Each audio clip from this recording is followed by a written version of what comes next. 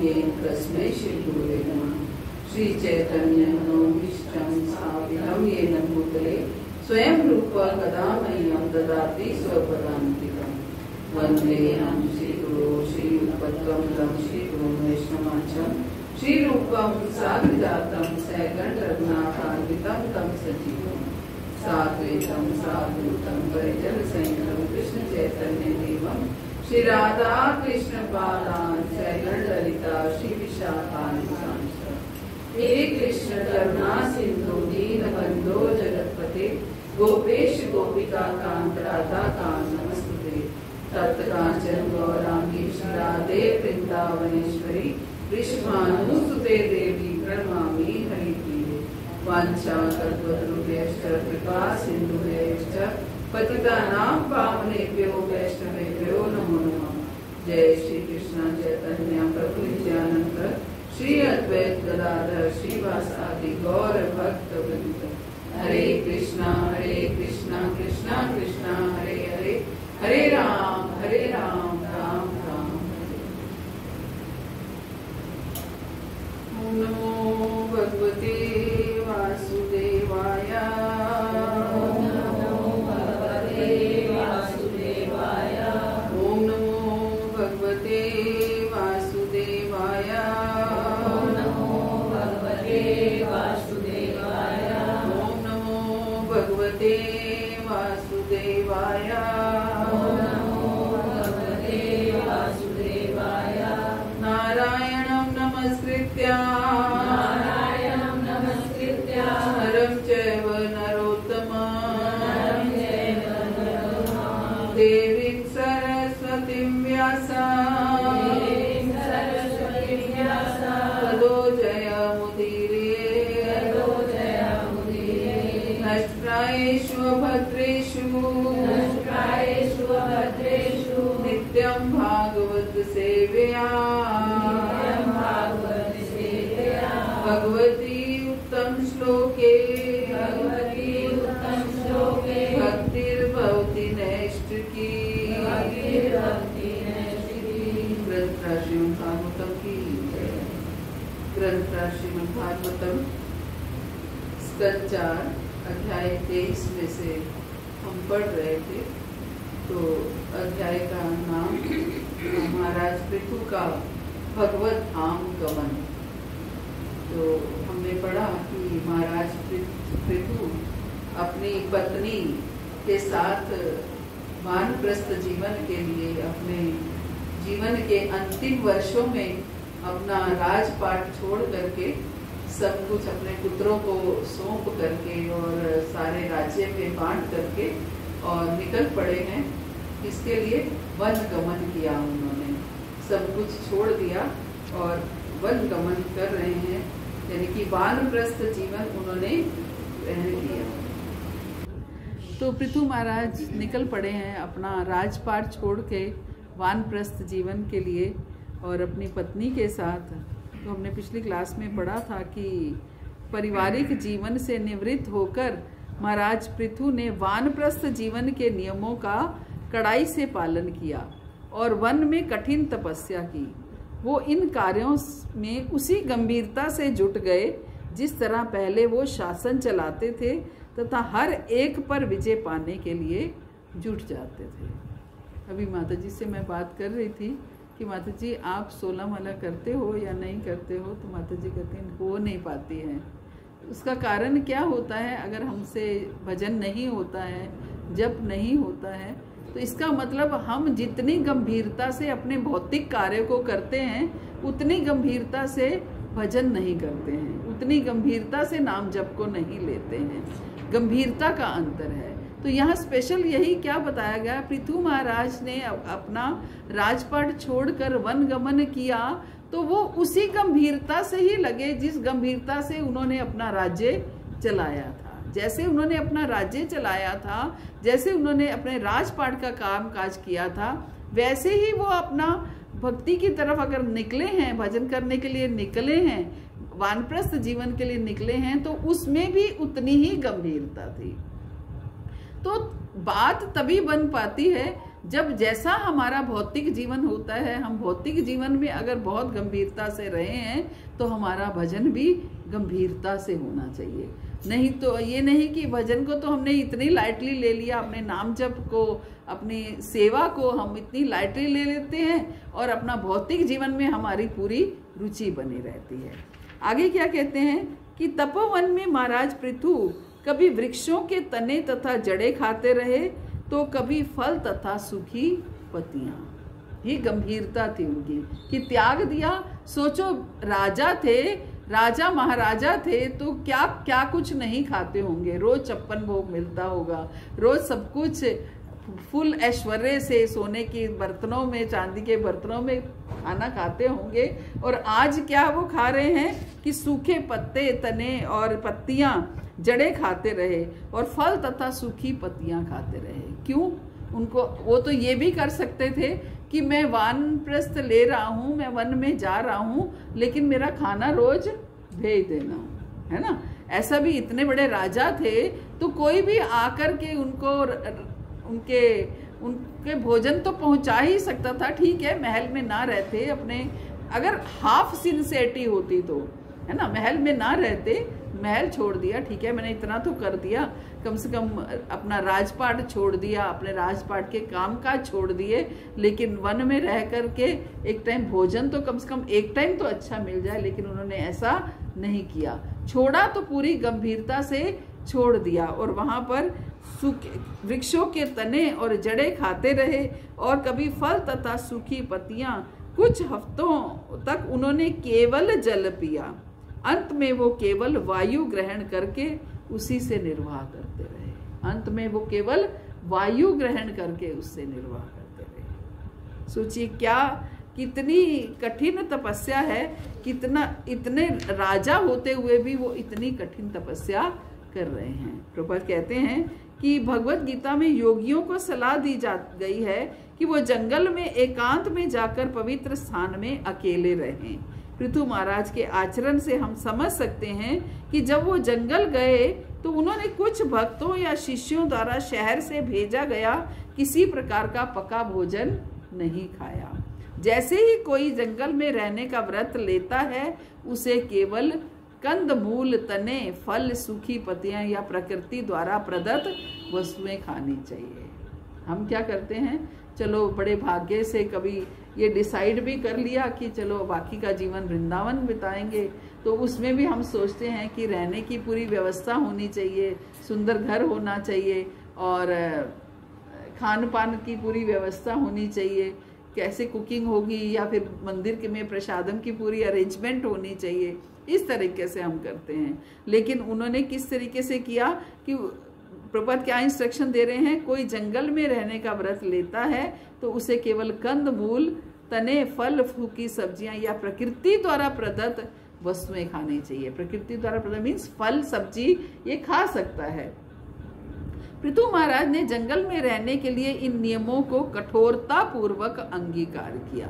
हम भी देखते हैं कि हमारे भक्ति जीवन में जो बहुत से भक्त आते हैं भक्ति जीवन में और दीक्षा भी लेते हैं, लेकिन कुछ 4 नियमों का पालन बड़ी कठोरता से करते हैं और कुछ नहीं करते हैं। ऐसा हम देखते हैं, हम अपने भक्त समाज में भी देखते होंगे कि कुछ तो बहुत ही कठोरता से पालन करते हैं कि अच्छे से बाहर का नहीं खाना है और पैकेट बंद चीज़ नहीं खानी है, खुद कुक करके खानी है ना, इस तरीके से, और बिना ऑफर किए नहीं खानी है। और कुछ बड़े इसको लाइटली ले लेते हैं कि रेस्टोरेंट में भी चले गए कि ठीक है, उनको जाके बोल दिया कि हम बिना प्याज का बना देना, और बिना प्याज का ऐसे रेस्टोरेंट्स भी बहुत हैं बिना प्याज के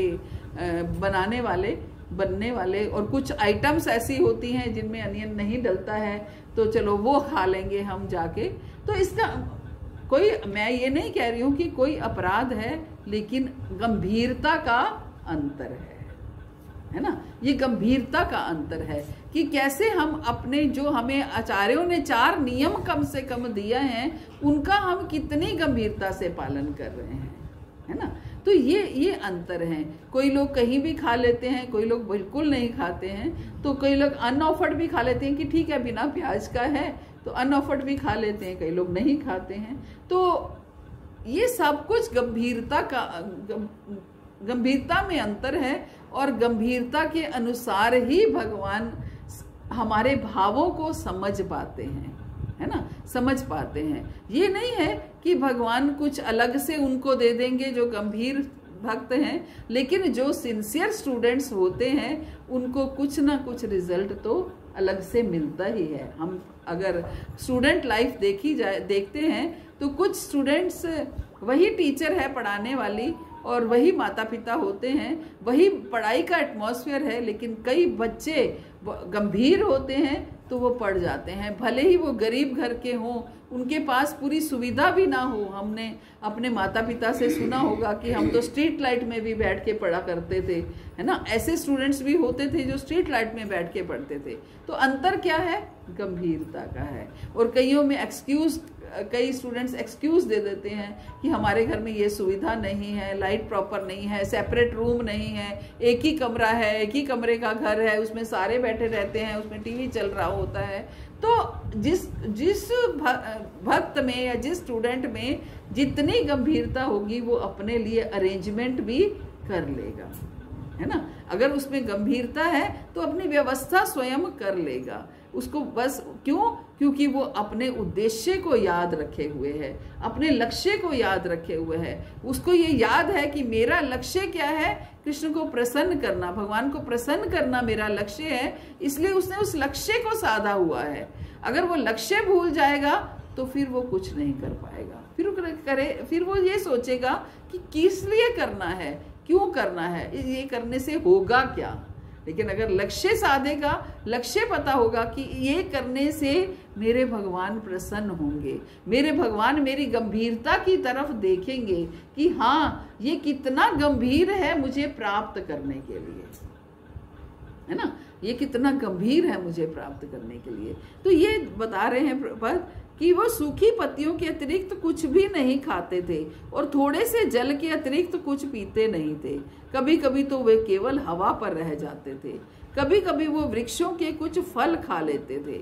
इस प्रकार वे जंगल में रहकर भोजन के मामले में कठिन तपस्या करने लगे। जंगल में रहकर भोजन के मामले में कठिन तपस्या करने लगे। दूसरे शब्दों में, जो आध्यात्मिक जीवन में उन्नति चाहता है उसे अधिक भोजन नहीं करना चाहिए।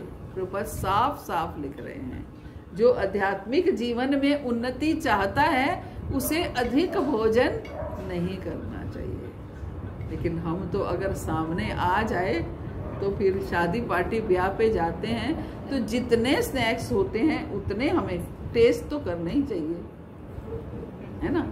तो प्रभुपाद क्या कह रहे हैं, जो आध्यात्मिक जीवन में उन्नति चाहता है उसे अधिक भोजन नहीं करना चाहिए।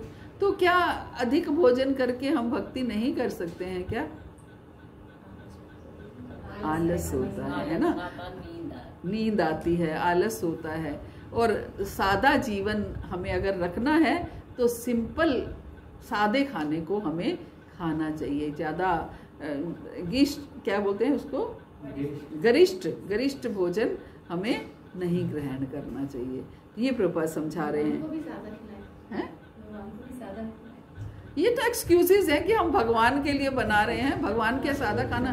भगवान, आप क्या सोचते हो, उस समय भगवान रोज पूड़ी खाया करते थे क्या? जब भगवान थे वो तो दाल भात खाने वालों में से हैं, नहीं खाते थे, यही खाते थे, है ना। वो हम अपने एक्सक्यूजेस लेते हैं कि हम भगवान को ये खिला रहे हैं, इसलिए भगवान को तो खिलाना ही है, इसलिए हम भगवान को भी सादा खिलाइए, क्या हो गया, भगवान कुछ कंप्लेंट थोड़ी करेंगे। आप क्या करके दिखाओ। सनातन गोस्वामी तो सूखी बाटी खिला देते थे, है ना, आटे को गूंदा और उसमें नमक भी नहीं डाला, पेड़ा बनाया। बेलने के लिए भी उनके पास चकला बेलन था नहीं, या वो लेते नहीं थे, जो भी था एक वैसे ही पेड़ा बनाया और उसको अग्नि पे सेक करके भगवान को भोग लगा दिया, लो खाओ, आप भी खाओ, फिर वही खुद ग्रहण कर लिया। भगवान ने बोला थोड़ा नमक तो डाल दिया करो, माता जी थोड़ा नमक तो डाल दिया करो, याद रहती है, बड़ी अच्छी लगती है ना, नमक तो डाल दिया करो। तो भगवान सनातन गोस्वामी क्या बोलो, मैं भैया संत हूँ, मैं भजन करूंगा कि तुम्हारे भोजन की व्यवस्था करूंगा, मैं यही बड़ी तुम्हें मुश्किल अगर से जा व्यवस्था, पाता मैं हूँ। यही बड़ी मुश्किल से मधुकरी करता हूँ और लेके आता हूँ, वो भी 4 दिन में एक बार मधुकरी करता हूँ और तुम्हारा अरेंजमेंट कर देता हूँ। तो आज तुम नमक की डिमांड कर रहे हो, कल तुम मीठे की डिमांड करोगे, मेरे बस का नहीं है। तुम्हें अब खाना है तो अपना अरेंजमेंट खुद कर लो। तो भगवान अपना अरेंजमेंट खुद कर लेंगे, आप चिंता मत कीजिए। आप खाने वाले बनिए सादा भोजन। आप ये बताइए, कल जब आपको डाइजेस्ट नहीं होगा गरिष्ठ भोजन, उस समय आप क्या करेंगे? उस समय क्या आप सोचेंगे कि भगवान को क्या खिलाएं? बताइए, सोचेंगे? देखेंगे, टाइम आएगा वो भी देखेंगे। कोई नहीं करता है, कोई भी नहीं करता है। आज तक कोई एग्जाम्पल नहीं है कि अगर खुद खाने वाला दूसरों को बांटने के लिए, कभी कभार ठीक है, कभी कभार कर सकते हैं कि थोड़ा हलवा बना लिया या थोड़ा वो कर लिया, ठीक है, वो कभी कभार की बात अलग है। लेकिन रूटीन में आप नहीं कर सकते हैं। आप जो खुद खाना होता है वही हम भगवान को भोग लगाते हैं। अगर आप डायबिटिक हैं तो आप भगवान को भी फीका दूध भोग लगाएंगे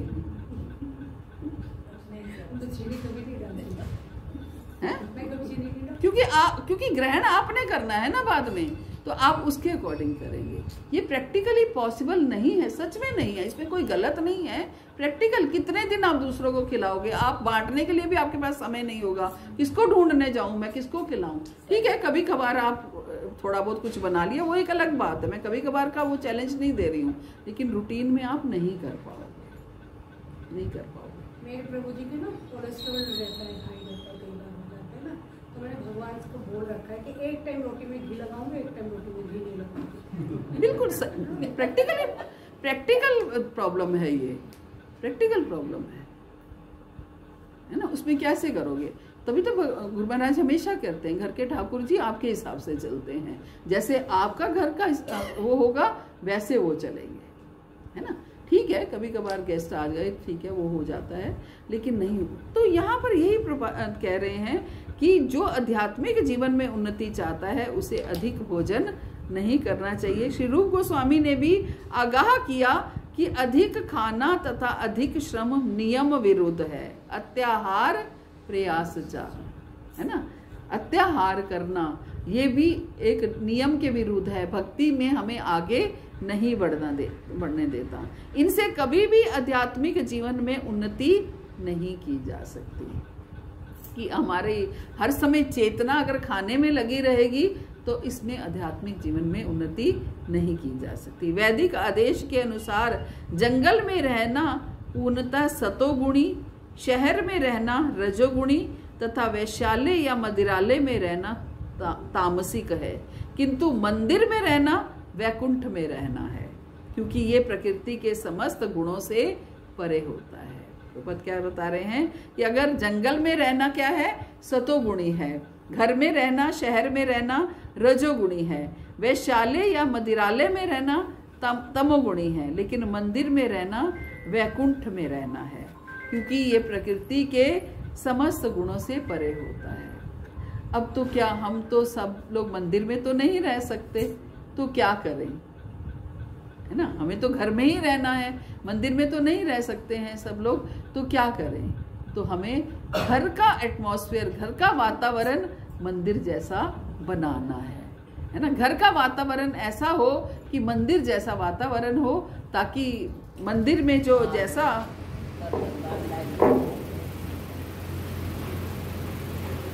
तो जैसे कि मंदिर में रहना वैकुंठ के बराबर है, तो उस घर में रहना भी वैकुंठ के में बराबर है, जहाँ पर स्वयं ठाकुर जी विराजमान है, उनकी सेवा होती है और साथ में आपका नाम जब भजन कार्य सारे होते हैं, तो मंदिर में रहना भी वैकुंठ के बराबर है। माता जी मंदिर के आप देखो, थोड़ी देर के लिए लाइट चली गई सब व्याकुल हो ना, और पहले तो बिगर पंखे कुछ भी नहीं होता था, सब भक्ति करते थे। बिल्कुल बिल्कुल। कृष्ण भावनामृत आंदोलन मनुष्य को भगवान के मंदिर में रहने का सुअवसर प्रदान करता है, जो वैकुंठ के ही समान होता है। अतः कृष्ण भक्त को ना तो जंगल जाने की जरूरत है और ना ही जंगल में रहने वाले महाराज पृथु या ऋषियों तथा मुनियों का कृत्रिम रूप से अनुकरण करने का प्रयास करने की। ये नहीं कि हम पृथु महाराज की कथा पढ़ रहे हैं तो हम केवल हम पृथु महाराज का अनुकरण करने के लिए हम भी जंगल में चल पड़े। एक प्रभु क्या इंस्ट्रक्शन दे रहे हैं कि हमें अपना घर में ही मंदिर बनाना है और घर में ही वैकुंठ बनाना है, घर में ही मंदिर जैसा एटमॉस्फेयर क्रिएट करना है। श्री रूप गोस्वामी शासन के मंत्री पद से अवकाश पाने के बाद वृंदावन गए और महाराज पृथु की भांति एक वृक्ष के नीचे रहने लगे। तब से अनेक लोग रूप गोस्वामी के चरित्र का अनुकरण करके वृंदावन गए हैं, किंतु आध्यात्मिक जीवन में उन्नति करने की बजाय उनमें से अनेक भौतिक आदतों में फंस गए और वृंदावन जाकर भी अवैध यौनाचार, द्यूत क्रीड़ा तथा नशे के शिकार हुए। क्या कह रहे प्रभुपाद? पाने के बाद वृंदावन चले गए और उसके बाद उनकी नकल करते हुए बहुत लोग गए कि हाँ ये वृंदावन चले गए हैं तो हम भी अपना घर बार छोड़ करके वृंदावन जाके बस जाते हैं और वहां पर भजन करेंगे। तो प्रभुपाद क्या कह रहे हैं, लेकिन ऐसा हो नहीं पाया।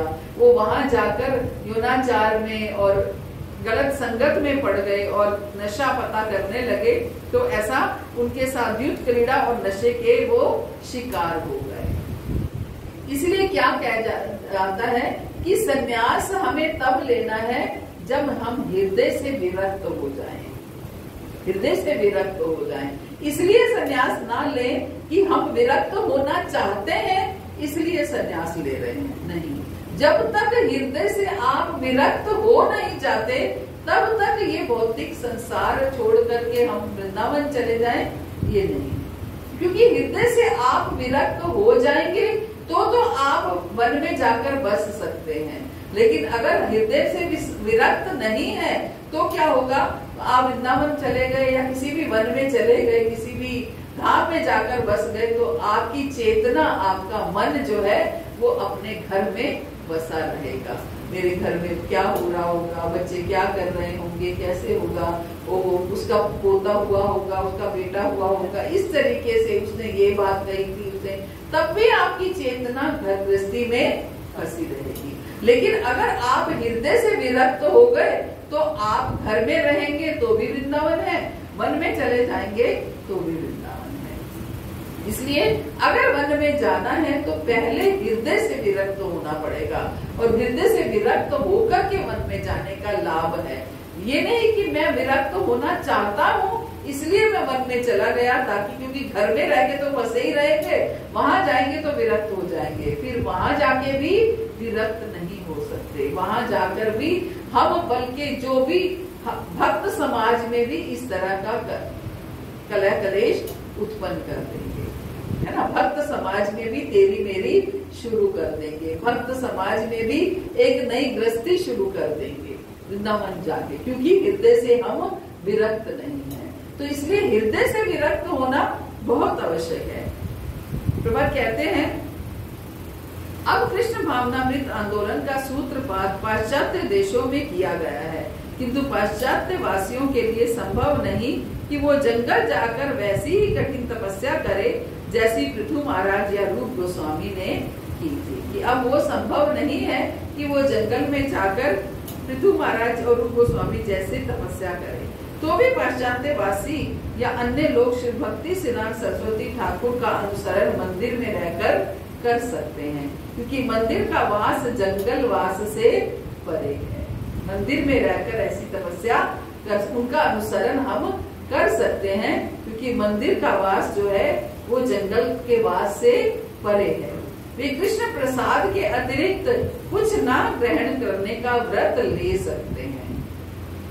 कृष्ण प्रसाद के अतिरिक्त कुछ ना लेने का व्रत ले सकते हैं, विधि विधानों का पालन कर सकते हैं और प्रतिदिन 16 माला हरे कृष्ण मंत्र का जप कर सकते हैं। इस प्रकार उनका आध्यात्मिक जीवन कभी भी विचलित नहीं होगा। इस प्रकार उनका आध्यात्मिक जीवन कभी भी विचलित नहीं होगा। आगे कहते हैं वानप्रस्थ के नियमों तथा ऋषि मुनियों के पद चिन्हों का अनुसरण करते हुए पृथु महाराज ने ग्रीष्म ऋतु में पंचाग्नियों का सेवन किया। वर्षा ऋतु में वो वर्षा की झड़ी में बाहर ही रहे और जाड़े की ऋतु में गले तक जल के भीतर खड़े रहे। वे भूमि पर बिना बिस्तर लगाए सोते रहे। ये तपस्या उन्होंने की। गर्मी में क्या किया? पंचाग्नियों का सेवन किया। सेवन कैसे करते हैं कि चारों तरफ अग्नि जला करके और बीच में बैठ जाते हैं और ऊपर सिर के ऊपर सूर्य की तेज गर्मी, तेज रोशनी, तेज ताप जो है सूर्य का पड़ रहा है और चारों तरफ अग्नियां जल रही हैं और बीच में बैठे हैं। ये तपस्या करने का तरीका है। और क्या किया? वर्षा ऋतु में वर्षा की झड़ी में बाहर ही खड़े रहे और सर्दी के मौसम में गले तक पानी के भीतर खड़े रहे और भूमि पर बिना बिस्तर लगाए सोते रहे। तो इस तरीके से पृथु महाराज ने बहुत कठिन कठिन तपस्याएं की। इसलिए प्रभुपाद हमें इंस्ट्रक्शन क्या दे रहे हैं कि हमें ऐसी तपस्याएं करने की आवश्यकता नहीं है। इस प्रकार मनुष्यों में श्रेष्ठ महाराज पृथु ने आध्यात्मिक उन्नति के उस पथ का अनुसरण किया जिसका उपदेश सनत कुमार ने किया था, अर्थात उन्होंने भगवान कृष्ण की पूजा की। और इस प्रकार महाराज पृथु 24 घंटे कठोरता से विधि विधानों का पालन करते हुए पूर्ण रूप से भक्ति में लग गए। 24 घंटे कठोरता पूर्वक विधि विधानों का पालन करते हुए पूर्ण रूप से भक्ति में लग गए। इससे भगवान कृष्ण के प्रति इनमें प्रेम तथा भक्ति का उदय हुआ और वो स्थिर हो गए। 24 घंटे कठोरता से वो विधि विधानों का वो पालन करते रहे और भक्ति में लगे रहे और निरंतर भक्ति में करते रहने से पृथु महाराज का मन शुद्ध हो गया। अतः वे भगवान के चरणारविंद का निरंतर चिंतन करने लगे। इतनी कठोर तपस्या करने के बाद, निरंतर भजन में लगने के बाद उनका मन क्या हुआ? शुद्ध हो गया और वो भगवान के चरणारविंद का निरंतर चिंतन करने लगे। इससे वे पूरी तरह विरक्त हो गए। विरक्ति कैसे आती है? जब हम पहले उसका अभ्यास करते हैं। उन्होंने क्या किया? कठोर तपस्याएं की और भगवान का भजन किया। उधर से तपस्याएं की, उधर से भगवान का भजन किया और इस तरीके से वो शुद्ध हो गए और साथ में विरक्त हो गए और पूर्ण ज्ञान प्राप्त करके समस्त संशयों से परे हो गए। इस तरह वो मिथ्या अहंकार तथा जीवन के शुद्ध भौतिक बोध से मुक्त हो गए। इस तरह वे मिथ्या अहंकार तथा जीवन के भौतिक बोध से मुक्त हो गए। और जब महाराज पृथु देहात्म बुद्धि से पूर्ण रूप से मुक्त हो गए तो उन्होंने भगवान श्री कृष्ण को परमात्मा रूप में प्रत्येक के हृदय में स्थित देखा। हम कहते हैं हम कैसे सबके हृदय में भगवान को देख सकते हैं। जैसे नामदेव जी ने देखा कि कुत्ते के अंदर भी भगवान को देख रहे हैं, मीराबाई सांप के अंदर भी भगवान को देख रही हैं। तो कैसे देख सकते हैं? इतनी तपस्याएं करने के बाद, इतना कठोर भजन करने के बाद पृथु महाराज अब क्या है? देहात्म बुद्धि से पूर्ण रूप से मुक्त हो गए। देहात्म बुद्धि मीन्स शरीरों के स्तर से वो मुक्त हो गए। अब हर एक जीव में वो उनका शरीर नहीं देख रहे हैं कि इसका कुत्ते का शरीर है, इसका सांप का शरीर है। शरीरों की तरफ वो नहीं देख रहे हैं, उनके हृदय में आत्मा और परमात्मा के दर्शन कर रहे हैं। जब हम सबके हृदय में परमात्मा के दर्शन करेंगे तो अपने आप सबके हृदय, सबकी सेवा करने की हमारी इच्छा हो जाएगी, क्योंकि सबके हृदय में बैठे परमात्मा है। लेकिन वो कब जाके संभव हुआ?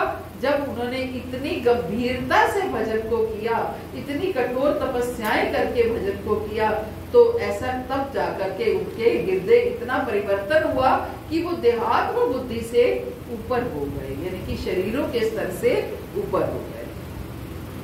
और इस प्रकार उनसे सारे आदेश पाने में समर्थ होने पर उन्होंने योग तथा ज्ञान की अन्य सारी विधियां त्याग दी। ज्ञान तथा योग की सिद्धियों में भी उनकी रुचि नहीं रह गई, क्योंकि उन्होंने पूरी तरह से अनुभव किया कि जीवन का चरम लक्ष्य तो श्री कृष्ण की भक्ति है। अब उन्होंने ये पूरी तरह से अनुभव कर लिया है कि जीवन का परम लक्ष्य तो श्री कृष्ण की भक्ति है। और जब तक योगी तथा ज्ञानी कृष्ण कथा के प्रति आकृष्ट नहीं होते, संसार संबंधी उनके सारे भ्रम कभी भी दूर नहीं हो सकते। जब तक योगी या ज्ञानी कृष्ण कथा के प्रति आकृष्ट नहीं होते, तो हमें क्या करना है? हम पृथु महाराज की तरह घर भी नहीं त्याग सकते हैं और ऐसी कठोर तपस्याएं भी नहीं कर सकते हैं। तो हमें क्या करना है? हमें, हमारे लिए क्या इंस्ट्रक्शन है? हमारे लिए यही इंस्ट्रक्शन है कि हमें गंभीरता से कृष्ण कथा को सुनना है ना? गंभीरता से कृष्ण कथा को सुनना है। जब हम गंभीरता से कृष्ण कथा को सुनेंगे तो धीरे धीरे हमारा शुद्धिकरण होगा। वो कथाएं, वो लीलाएं भगवान की हमारा शुद्धिकरण करेगी और जैसे ही शुद्धिकरण होगा तो हम क्या हो जाएंगे? डिजर्विंग कैंडिडेट बन जाएंगे। किस चीज के डिजर्विंग कैंडिडेट? कि भगवत प्रेम प्राप्त करने के डिजर्विंग कैंडिडेट बन जाएंगे। भगवान का प्रेम, भगवान की कृपा, भगवान के दर्शन तब बहुत ज्यादा दूर नहीं रहेंगे। समय आने पर जब पृथु महाराज को अपना शरीर त्याग करना था तो उन्होंने अपने मन को दृढ़ता पूर्वक श्री कृष्ण के चरण कमलों में स्थिर कर लिया और इस प्रकार से ब्रह्मभूत अवस्था में स्थित होकर उन्होंने भौतिक शरीर त्याग लिया। ऐसे योगी क्या है? अपने हाथ में है उनके कि शरीर को कब त्याग करना है। कि अब मैं शरीर त्यागना चाहता हूँ तो अब वो शरीर त्याग दिया। क्या किया उन्होंने? अपने मन को दृढ़ता पूर्वक श्री कृष्ण के चरण कमलों में स्थिर कर लिया और इस प्रकार से ब्रह्मभूत अवस्था में स्थित होकर उन्होंने भौतिक शरीर त्याग दिया। प्रपद कहते हैं, एक बंगाली कहावत के अनुसार जीवन में मनुष्य जितनी आध्यात्मिक उन्नति करता है उसकी परीक्षा मृत्यु के समय होती है। उसने कितनी आध्यात्मिक उन्नति की उसकी परीक्षा मृत्यु के समय होती है। क्या परीक्षा होती है? कि वो अंत समय में भगवान का नाम ले पाया या नहीं ले पाया, अंत समय में सिमरन हुआ या नहीं हुआ। अंत समय भले ही वो कोमा में हो तो क्या कुछ ऐसे सर्कमस्टांसेस बने, ऐसा वातावरण बना कि भक्त लोग उनके इर्द गिर्द आकर के कुछ कीर्तन कर रहे हो या नाम जप कर रहे हो, तो क्या ऐसा वातावरण बना कि वो उनको ऐसा अवसर मिला? क्योंकि आप देखिए, अगर आपकी मृत्यु, हम सब में से किसी, कोई भी, जो भी व्यक्ति एक्सीडेंटल डेथ से जाते हैं उनको तो अवसर ही नहीं मिलता कि हाँ कोई ऐसा समय हो कि उनकी लोग मदद करें। चलो वो नहीं ले पाया तो कोई उनके कानों में ही भगवान का नाम डाल दे, है ना? लेकिन कुछ लोगों को अवसर मिल जाता है। कई लोग अंतिम समय में 2-4 दिन के लिए सही कोमा में चल जा करके उनको, अपने परिवार के लोगों को वो समय प्रदान करते हैं। कोमा में जाने का मतलब है कि हमें भगवान ने ऐसा हमें सर्कमस्टांसेस दिए हैं कि उनको ऐसा अवसर दिया है कि अब तुम भजन करो, उनके लिए भजन करो। तो ये अवसर प्रदान करते हैं। गोपाल कृष्ण महाराज जाने से पहले 2 दिन पहले बाथरूम में गिर गए, फिर हार्ट अटैक आ गया, तो समय दे दिया। वैसे तो वो खुद भी पूरी तरह से भजन में लिप्त थे, लेकिन फिर भी समय दिया सबको कि हाँ उनके लिए कीर्तन किया जाए, उनके लिए भजन किया जाए, उनके लिए नाम जप किया जाए। लोकनाथ महाराज उनके पास खड़े होके हरे कृष्णा बोल रहे हैं।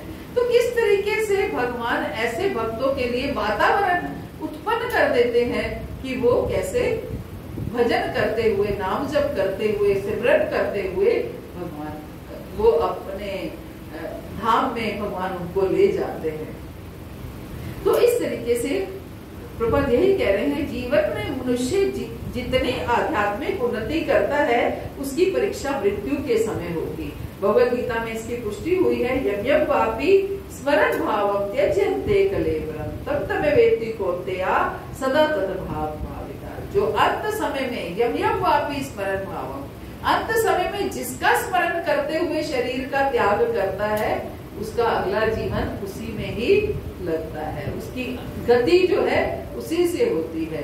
जो अंत समय में भगवत नाम लेकर भगवान के भक्तों के बीच में भगवत नाम लेकर शरीर का त्याग करता है तो अगला जीवन नहीं, अगला जीवन भगवान के धाम में होता है ना। लेकिन अगर अंत समय में मैं याद कर रही हूँ मेरी बेटी मिलने नहीं आई, फलाना व्यक्ति मिलने नहीं आया, मैंने ये एफडी वहां करा रखी है, ये प्लॉट वहां पड़ा है, किसी को पता नहीं चलेगा, तो अंत फिर अगले जीवन अपने ही उस प्लॉट में चाहे छिपकली बन के आना पड़े, आना ही पड़ेगा, क्योंकि प्लॉट में चेतना रह गई है ना, अपने घर में चेतना रह गई, तो अंत समय में वही आना पड़ेगा। इसलिए इस चीज का बहुत प्रैक्टिस करनी है कि अंत समय में कम से कम ये भौतिक वस्तुएं हमारी चेतना में ना आए, अंत समय में कम से कम भगवान आ जाए। वो तब होगा जब हम पूरा जीवन भक्ति में लगे रहेंगे, पूरा जीवन भजन में लगेंगे, तभी अंत समय में वही याद आता है जिसकी प्रैक्टिस होती है पूरा जीवन। तो यही प्रभुपाद कह रहे हैं, यदि मरते समय भी कोई कृष्ण का स्मरण कर सकता है तो उसे गोलोक वृंदावन या कृष्ण लोक मिलता है, और इस प्रकार उसका जीवन सफल हो जाता है। पृथु महाराज जब कृष्ण के अनुग्रह से जान गए कि उनका काल निकट है, तो वे अत्यंत आनंदित हो उठे और ब्रह्मभूत अवस्था में योग विधि का अभ्यास करते हुए अपना शरीर त्यागने के लिए तैयार हो गए। बहुत जब उन्हें पता चला कि मेरा काल निकट है तो वो आनंदित हो गए। अब क्या करेंगे, घबराहट हो जाएगी कि भैया मरने वाले हैं, क्या करें, क्या होगा, इस डॉक्टर को दिखाओ, उस डॉक्टर को दिखाओ।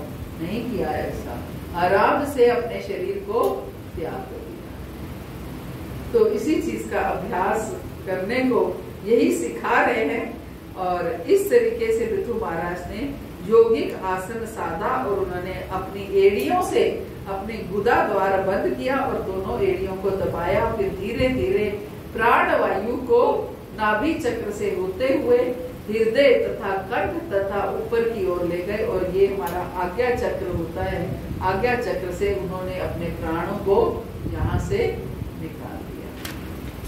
तो ऐसे योगी जो हैं अपनी इच्छा से त्यागते हैं। 6 चक्र होते हैं जैसे हमारे शरीर में, तो इन 6 चक्रों के माध्यम से कहीं से भी प्राण निकल जाते हैं, लेकिन आज्ञा चक्र के माध्यम से अगर प्राण निकले तो कहते हैं सीधा भगवत धाम, शास्त्र बताते हैं सीधा भगवत धाम जाते हैं। तो पृथु महाराज ने ऐसा ही किया। हरे कृष्णा। सुन के बहुत कठिन लग रहा है, लेकिन एक भक्त के लिए कुछ कठिन नहीं है। एक भक्त को केवल सरलता से भजन करना है, केवल सरलता से, कोई कपटता ना हो, कोई दिखावा ना हो, कुछ भी ऐसा ना हो कि केवल हम दिखाने के लिए कर रहे हो, केवल हृदय में सरलता लेकर के आनी है और भजन करना है। हरे कृष्णा। श्री प्रभुपाद की जय, गुरु महाराज की जय, आप सब भक्तों की। तो किसी का कोई प्रश्न हो तो कर सकते हैं। कहते हैं कि मनुष्य जन्म लेता है तो उसी समय उसका जो मृत्यु का समय भी निर्धारित हो जाता है कि किस समय उसको यहाँ से जाना। तो जैसे कृष्ण महाराज जैसे जो संत है, और जैसे हमने महाभारत में तो देखा कि जो है अपनी इच्छा से उन्होंने अपना शरीर छोड़ा। तो ये जो संत अपनी इच्छा से अपना शरीर छोड़ते हैं, तो क्या ये नियम के अपवाद होते हैं? नहीं, क्योंकि नियम के अपवाद सिर्फ संत ही नहीं और भी हो सकते हैं, क्योंकि मृत्यु का समय निश्चित नहीं होता, हमारी श्वासें निश्चित होती हैं, हमने कितनी सांसें लेनी है वो निश्चित है ना। वो सांसें जहाँ पूरी होती हैं वहीं पर मृत्यु का योग बनता है। फिर तभी हम देखते हैं प्राणायाम जो लोग करते हैं, तो प्राणायाम में क्या होता है, सांस को लंबा खींचते हैं, है ना, लंबा, और अपने अंदर सांस को रखते हैं, फिर उसको एक्सेल करते हैं, इनहेल करते हैं, एक्सेल करते हैं, इनहेल करते हैं, और लंबा सांस लेने की प्रैक्टिस करते हैं। तो किस लिए? ताकि वो सांस लंबा लेकर के हमारी जो सांसों की गिनती है वो कम हो जाती है ना। तो जितनी मान लीजिए 100 सांसें हमने ली है, तो हमने तो जितने समय में 100 सांसें लेनी थी उतने समय में केवल हमने 10 सांसें ली है। मैं एक एग्जांपल दे रही हूँ मोटा मोटा, तो इस तरीके से हमारी श्वासें जब पूरी हो जाती हैं तब हमारा समय आ जाता है। तो हम देखते हैं कई लोग जैसे कोमा में हैं, कई कुछ नहीं उनको पता है कि कब वो जाएगा। हम कहते हैं ना बस श्वास चल रही है और तो कुछ नहीं हो रहा। जिस दिन सांसें पूरी हो जाएंगी उस दिन ये चला जाएगा। तो श्वासें पूरी होने का वो होता है। तो उसी हिसाब से हम कहते हैं समय निश्चित है। समय निश्चित है मीन्स जिस दिन सांसें पूरी हो जाएगी वही समय निश्चित है। और इन लोगों का तो, और जो इन लोगों का क्या, जो भक्त होते हैं उनका जो लेखनी होती है वो उनकी भक्ति के अनुसार परिवर्तित होती रहती है। ऐसा नहीं है, उनके कर्म भी परिवर्तित होते रहते हैं। भगवान उन पर कृपा करते हुए उनके कर्म भी परिवर्तित होते हैं और उनकी लेखनी जो उनका भाग्य है वो भी परिवर्तित होता रहता है। क्या हम उसे पढ़ रहे थे ना कि हाथ की तालियां बजाने से भी भगवान के कीर्तन में अगर हम ताली की सेवा भी करते हैं तो भी हमारी हाथ की रेखाएं बदल जाती हैं। तो सोचिए भक्ति करने से हमारा भाग्य अपने आप धीरे धीरे ये रेखाएं जो है बदलती रहती है। हाँ, उनको जयप्रदा महाराज का क्या है, उनको एक उद्देश्य उनका निश्चित है कि मुझे टीओवीपी कंप्लीट करना है। टीओवीपी कंप्लीट करने के बाद मैं जाऊंगा। तो सोचिए ऐसे संत बैठे हैं, इतना कष्ट भोग रहे हैं, श्वासें अपनी वो कर रहे हैं, लेकिन फिर भी भगवान से मैंने परमिशन ले ली है कि मुझे टीओवीपी करना है। और सच में आप देखना जिस दिन टीओवीपी पूरा हो गया उसके बाद वो ज्यादा रुकने वाले नहीं है। आप देखिए गोपाल कृष्ण महाराज उनका रोहिणी मंदिर का था, रोहिणी मंदिर कंप्लीट हुआ तो कितना समय रुके हुए, है ना। तो इस तरीके से ये संत लोग अपनी निश्चित कर लेते हैं, उनका पहले से ही डिसाइडेड होता है। हरे कृष्णा, प्रभुपाद की जय, महाराज की जय। आप सब वांछा कृपा सिंधुभ्यश्च पतितानां पावनेभ्यो वैष्णवेभ्यो नमो नमः। अनंत कोटि वैष्णव वृंद की जय, प्रभुपाद की जय, महाराज की जय। आप सब